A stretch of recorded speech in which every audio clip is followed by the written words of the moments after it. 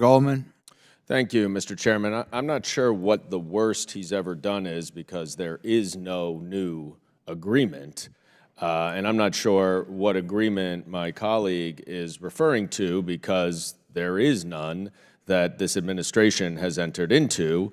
In fact, the administration has ceased formal talks with Iran since basically the beginning of the Russian invasion of Ukraine and Iran's assistance to Russia. Mr. Goldberg, something you said just perked my ears a little, and I want to make sure I understand it. You said the IAEA right now has no idea what is going on with the Iranian nuclear program. Is that right? In any of the weaponization applications of the program, the nuclear weapons side of the program, the IAEA has never to this day been able to verify the peaceful nature of the nuclear program. There were 4 undeclared sites that they discovered. They found nuclear material. They discovered that during the JCPOA? No, sir. They discovered that following the withdrawal from the JCPOA, the discovery of a secret nuclear archive kept hidden from negotiators of the JCPOA, kept hidden during the JCPOA, that has led them now since late 2018, now almost a 5-year investigation into undeclared nuclear activities. But you would agree, would you not, no matter what you think about the JCPOA, that the IAEA had a lot more access to what was going on in Iran during the agreement than subsequent to the agreement? Iran allowed, as it had prior to the JCPOA. It's a simple question. They had more access, did they not? Iran was implementing, temporarily for their part, the additional protocol, which allowed for quicker SNAP inspections, allowed for inspections at centrifuge manufacturing plants. And by the way, I'm not sitting here trying to defend the which are not getting back under this deal. I do think it is important to understand that we have much less access to what is going on inside Iran now.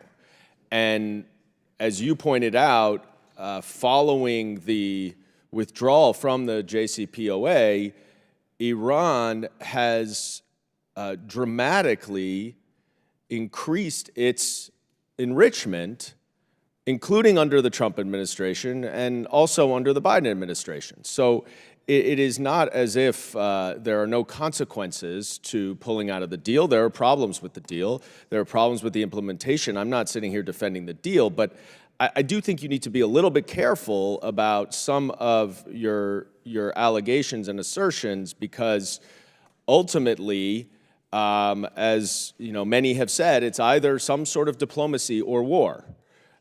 Because I agree with you, we cannot allow Iran to have a viable nuclear weapon.